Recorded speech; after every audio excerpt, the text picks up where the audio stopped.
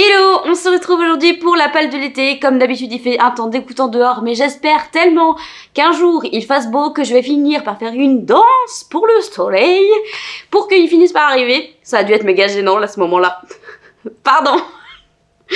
Donc, je suis en forme moi aujourd'hui, hein. Je vous préviens, ça risque de fuser les blagues et les moments gênants. Voilà, c'est dit. Et j'ai oublié de vous dire, j'ai eu l'honneur et le plaisir. Donc actuellement on est dimanche quand je filme cette vidéo. Vendredi j'ai reçu un mail qui m'a enchantée. Je fais donc partie des partenaires Hachette pour l'année à venir. Je suis hyper contente parce que j'ai commencé les réseaux il y a moins d'un an. Ça fait 10 mois que je suis sur les réseaux et je commence déjà à avoir des opportunités comme celle-ci. Je suis hyper heureuse.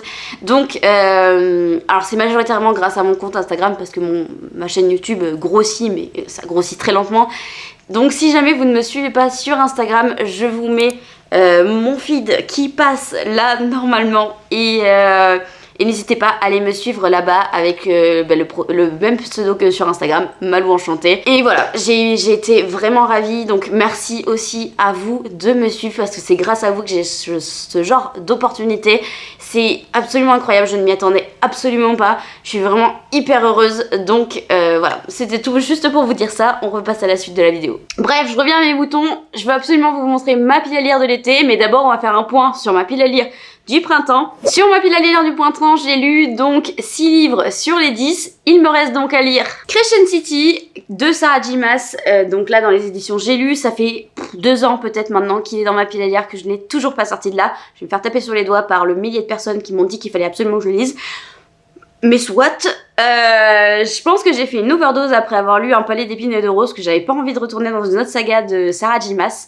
Donc voilà, il est toujours là, je ne l'ai pas lu, j'ai pas pris le temps, j'en ai pas particulièrement envie pour le moment, peut-être que ça reviendra plus cet hiver, donc pour l'instant je le mets de côté, je le sortirai à un autre moment. Ensuite je n'ai pas lu Caraval de Stéphanie Gerber, donc dans les éditions Odeur. Je ne l'ai pas lu pour la simple et bonne raison que je n'ai pas eu le temps. Voilà, j'avais trop de livres en anglais à lire et je sais que je lis beaucoup moins vite en anglais qu'en français, donc c'est vrai que je les passe pas forcément en prioritaire les livres en anglais, donc on verra, j'ai toujours très envie de le lire, peut-être qu'il passera à la casserole cet été, je n'en ai aucune idée, mais voilà, je le remets pas en priorité dans ma pile à lire de l'été. Je n'ai pas lu non plus Le Chant des Voiles de Tiffs, donc en auto-édition. Celui-là, je suis quasiment certaine qu'il passera à la casserole cet été, mais je l'ai pas mis en priorité dans ma pile de l'été. On verra si je le sors quand même, il me fait très envie, ça fait très estival, c'est de la piraterie. On suit Lucas qui veut absolument devenir, faire partie d'un équipage. Sauf que c'est une femme et c'est un monde très sexiste dans lequel les femmes ne sont pas admises dans un équipage. Finalement, elle va finir par y arriver, sauf qu'une fois qu'elle est arrivée là-bas, elle va sentir qu'elle est là plus que pour une raison d'envie. En fait, il y a quelque chose qui l'appelle, qui lui dit que elle est là pour plus que ça. Et ça donne extrêmement envie. Les premiers retours que j'ai vus sont très élogieux. J'ai vraiment très hâte de le découvrir. Mais c'est vrai que je l'ai pas mis en priorité. Par contre, celui que j'ai remis automatiquement dans ma pile de l'été, c'est La Cité de Letton, que je n'ai pas lu au printemps, mais que je vais absolument lire cet été, parce que c'est une fantaisie orientale dans laquelle on va suivre des djinns. C'est donc écrit par S.A. Chakraborty, que j'ai là dans les éditions J'ai lu, mais qui est sorti chez Deux Saxus en grand format. Je n'ai vu que des avis hyper élogieux sur cette saga. C'est une fantaisie orientale, donc quoi de mieux pour l'été, hein, on est d'accord? Bref, on va donc suivre une jeune fille qui est voleuse et elle va un jour réveiller un guerrier djinn et de là elle va passer de mystère en mystère puisqu'elle va être amenée jusqu'à la cité de Letton, donc la cité de Devabad. J'en ne sais pas plus, mais j'ai très envie de le découvrir. Ça fait au moins 1 an qu'il est dans ma pile à lire, faudrait vraiment que je le sorte de là. Et je pense que si je le lis pas cet été, à mon avis, il sortira pas avant l'été prochain. Donc là, il faut vraiment que je me force à le lire, que je me mette un coup de pied aux fesses et que je le sorte de là. Tant qu'on est dans les fantaisies orientales, il faut que je vous parle du deuxième livre que j'ai vraiment envie de lire cet été. C'est L'âme du vent de Amandine Grosso chez Imeris Éditions. J'avais participé à la campagne Ulule pour recevoir la version collector, mais elle est trouvable en brochet dans les librairies. On y suit donc Baya qui est capable de lire l'avenir dans le vent. Et pour sauver ceux qu'elle aime, elle va devoir s'exiler, sauf qu'elle va se retrouver dans les bas-fonds où une maladie est en train de se propager. Et ça crée une insécurité générale. Et ces personnes-là, je crois qu'on les appelle les affamés et ils sont hyper dangereux et j'en sais pas plus. Ça me donne très envie, c'est toujours une fantaisie orientale donc parfait pour l'hiver. Regardez-moi, pour l'hiver, pour l'été, regardez-moi ce jaspage absolument splendide avec ce serpent. Je vois pas quelle couverture peut faire plus estivale que ça. Bref, j'ai vraiment très envie de le découvrir. Surtout que c'est une autrice française, une toute petite maison d'édition. Il faut que j'essaye. Ensuite, j'ai vraiment envie de terminer la duologie Ce cœur empoisonné de Kaylin Byron, sortie chez Sabran. J'avais eu le premier tome en service presse numérique et donc je me suis pris le deuxième tome en numérique toujours. C'est donc Ce funeste destin et j'avais adoré le premier tome dans lequel on va suivre une jeune fille dont j'ai complètement oublié le prénom. Non, ça me revient pas, qui a été adoptée par 2 mamans et ces 2 mamans-là, elles n'arrivent pas à joindre les 2 bouts. Et un été, la jeune fille va recevoir en héritage une maison de ses parents biologiques et avec sa famille, ils vont s'y rendre pour savoir si ça leur plaît, s'ils ont envie de vivre là-bas, etc. Et à partir de là, elle va passer de mystère en mystère en sachant que la jeune fille est capable de maîtriser les plantes, c'est-à-dire qu'elle peut les faire pousser, les faire changer, enfin bref, elle a tout un pouvoir autour des plantes. Et voilà, et là il y a des mystères à découvrir dans la maison, dans le village, il y a des personnes louches, il y a des choses qui sortent du commun. J'ai adoré, surtout qu'il y a une touche de mythologie à l'intérieur que j'ai vraiment appréciée, qui arrive à la fin du tome 1, donc j'ai très hâte de savoir comment se termine cette duologie qui m'avait beaucoup plu ma foi, donc il faut que je lui laisse sa chance. Ensuite, 4e livre, j'ai très envie de lire A River Uncharted de Rebecca Rose, donc l'autrice de Divine Rivalité qui a fait un gros tabac à l'étranger ainsi qu'en France depuis sa sortie. Quand j'ai lu Divine Rivalité, j'ai adoré la plume de l'autrice, je me suis donc dit que je voulais découvrir d'autres titres d'elle. Et ma belle-mère pour mon anniversaire a écouté mes souhaits et m'a offert ce livre-là. On y suit donc 2 personnages principaux, Adaina qui est l'héritière de l'Est et Jack qui est son ennemi d'enfance. Et à 2, ils vont devoir un peu démêler les mystères autour des fantômes. Bref, ça a l'air très mystérieux. J'ai très hâte de le découvrir. J'avais vu passer pas mal d'avis en VO. Au moment de sa sortie, c'était en 2022 et c'était pas mal élogieux. Après, j'ai regardé les notes, c'est entre 3 et 4, je sais plus la note exactement. Mais bon, bref, voilà, j'ai adoré la plume de l'autrice, donc je vais vraiment découvrir un autre livre d'elle. C'est un livre en anglais, donc je sais que je vais mettre plus longtemps à le lire, mais j'avais trouvé la plume de Rebecca Rose très accessible en anglais avec Diane Revolves que moi j'ai lu en VO, donc là je m'inquiète pas trop et j'ai vraiment très envie de le découvrir. La couverture fait très estivale, mais par contre le résumé fait quand même très automnal avec des fantômes, donc je sais pas, voilà, j'ai très envie de le découvrir. Ensuite, il y a une sortie très récente chez Milady qui me fait très envie. C'est le petit guide de Miss Percy ou comment élever un dragon britannique de Quimby Olson. Rien que le titre, ça me fait mourir de rire. Ça a l'air un peu loufoque, un peu décalé. Je n'ai absolument aucune idée du résumé, mais rien que le titre, ça me donne tellement envie. J'y suis allée voir quand même des avis en VO parce que j'en avais pas du tout entendu parler. C'est quand même plutôt bien noté. Et il y a aussi un tome 2 qui est déjà sorti en VO. Donc bref, j'ai très envie de découvrir celui-là. Donc à mon avis, il va pas rester très longtemps dans ma wishlist. Et il va finir dans ma pile à lire. J'espère vraiment pouvoir le lire cet été. Ça me va très envie. Et à mon avis, ça va être léger. Ça va être sans prise de tête. Tout ce que j'aime. Ensuite, j'ai vraiment envie de découvrir Les Sirènes de Malibu de Taylor Jenkins Reid. C'est un peu l'autrice que je lis chaque été. Donc l'été dernier, j'ai lu Daisy Johnson de Six. L'été d'avant, j'ai lu Les 7 maris d'Evelyn Hugo.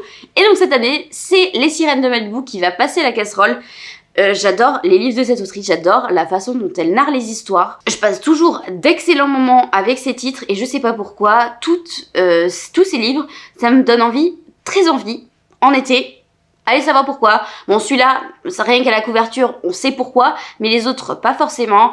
Et je passe toujours des excellents moments avec ces livres à elle. Donc là, on est sur une histoire où on va suivre 4 enfants d'un chanteur très célèbre qui vont être invités à une soirée où tout le monde rêverait d'être invité. Sauf qu'à cette soirée-là, tous les secrets de cette famille qui a l'air très lisse, très sympa en surface, vont être déterrés et vont devenir en fait... on va découvrir la face cachée de cette famille et voilà, j'ai très envie de le découvrir. Je pense que je peux pas être déçue avec un livre de Taylor Jenkins Reid. Donc voilà, ça sera partie, c'est sûr, il passe à la casserole cet été. Je vous parlais plutôt de Divine Rivalité et j'aimerais beaucoup me lire le second et dernier tome de la duologie de Divine Rivalité qui s'appelle Ruthless Vows. J'ai tellement aimé ce livre-là et ça a été un énorme coup de cœur. Pour rappel, on y suit Iris qui est journaliste et qui a pour rival Roman Kitt et les deux se battent de manière à avoir la place de chroniqueur en chef, de rédacteur en chef, je sais pas exactement. Sauf que Iris va décider un jour d'envoyer des lettres à son frère qui a disparu à la guerre. Et elle s'attendait à avoir aucune réponse, sauf que finalement quelqu'un va lui répondre, sauf que ce n'était pas son frère. Et de là va découler une histoire fantastique. Je ne peux que vous recommander ce livre. J'ai passé un excellent moment, c'était génial. Et donc j'ai de la chance de le lire en VO parce que en VO le second tome est déjà sorti et je veux vraiment avoir la conclusion de cette histoire. J'avais passé tellement un moment absolument incroyable que je veux vraiment découvrir le second tome et conclure cette saga. Voilà, tout simplement. Ensuite, il y a un livre qui me tente vraiment mais qui n'est pas encore sorti, que je vais recevoir en service presse par la maison d'édition. C'est donc Conjuration de Bleuen Guillou chez Naos. La maison d'édition m'a contacté pour recevoir le livre et on le chroniquait au moment de sa sortie. Il sort mi-août de mémoire. On est donc sur un roman de fantasy aux inspirations de romantique. C'est donc une fantasy historique. Forcément, puisque c'est inspiré de la Rome antique. On va suivre Livia qui est une otage gardée après la chute de son royaume. Elle va être fiancée au fils cadet de l'empereur. Sauf que celui-ci va finir par mourir. Sauf qu'elle veut absolument arriver jusqu'au trône et prendre le pouvoir. Elle va donc faire tout pour y arriver, sachant qu'elle a une rivale qu'il faut absolument qu'elle abatte, qui s'appelle Agrippine. Entre magie dangereuse, complot et secret, Livia parvient-elle à assouvir ses ambitions et à reprendre le contrôle de sa vie. Ça a l'air très très chouette. J'ai vraiment hâte de vous en faire un retour et je me dis, la romantique au moment de l'été, quoi de mieux? Quoi de mieux? Voilà, vraiment, je suis trop hypée, j'ai trop hâte de le découvrir, j'espère ne pas être déçue, on verra, je vous en reparle dès que je le reçois et dès que je l'ai lu surtout. Et le dernier, c'est donc The Honey Witch de Sydney G. Childs, donc dans les éditions Orbit de Fairyloot, avec ce magnifique jaspage d'abeilles qui fait donc très estival, très printanier. J'ai vraiment très envie de le découvrir. On est sur une cozy fantasy dans lequel on va suivre une jeune fille qui va être appelée dans le cottage familial pour devenir la prochaine sorcière de miel. Sauf que pour celles qui deviennent les sorcières de miel, il y a une malédiction qui va avec, c'est-à-dire que personne ne peut tomber amoureux d'eux. Et elle va croiser la route d'une jeune fille qui s'appelle Lottie et qui ne croit absolument pas à la magie, sauf que Marigold va tout faire pour réussir à lui prouver que la magie existe, et de là va découler une petite histoire. Je vous laisserai le découvrir, j'ai très hâte de le découvrir, je veux juste passer un moment tout mignon, tout pas agréable. Voilà, j'ai très envie. C'était marrant parce que j'avais mis un seul livre dans ma wishlist des sorties en VO du mois dernier et la Fairyloot, c'était pile poil celui-là. J'étais trop contente. Vous saviez, quand j'ai ouvert mon colis, j'ai vu que c'était ce livre-là, mais j'étais enflammée, j'étais trop contente. Bref. Et voilà, je vous ai présenté ma pile à lire de l'été. Dites-moi s'il y a des livres qui vous tentent à l'intérieur, ou dites-moi quel livre vous comptez lire cet été. L'été, c'est clairement ma saison préférée. Il se peut que, vu que je suis en vacances cet été, je passe à 2 vidéos par semaine. Donc, une le mercredi et une le dimanche. Parce que je vais avoir le temps, voilà, de faire ça, sachant que l'année j'ai pas du tout le temps, c'est pas possible. Déjà sortir une vidéo là en cette fin d'année c'était galère, mais enfin vraiment, je filme le dimanche, je monte le dimanche après-midi, je poste la vidéo pour qu'elle soit prête mercredi, parce que le lundi soir, le mardi soir j'ai absolument pas le temps, enfin de faire tout ça. Le mercredi c'est souvent rendez-vous, sport, machin, bref, c'est intenable. Plus d'une vidéo par semaine, donc voilà, autant je m'étais plutôt bien organisée en début d'année et j'avais toujours du rab et j'avais toujours de l'avance, autant cette fin d'année j'ai l'impression d'être en roue libre. Là ça fait un mois que je suis en galère, que parfois je finis le montage peut-être 10 minutes avant de poster la vidéo ou l'heure où je suis censée poster la vidéo. Bref, ça a été tout un calvaire.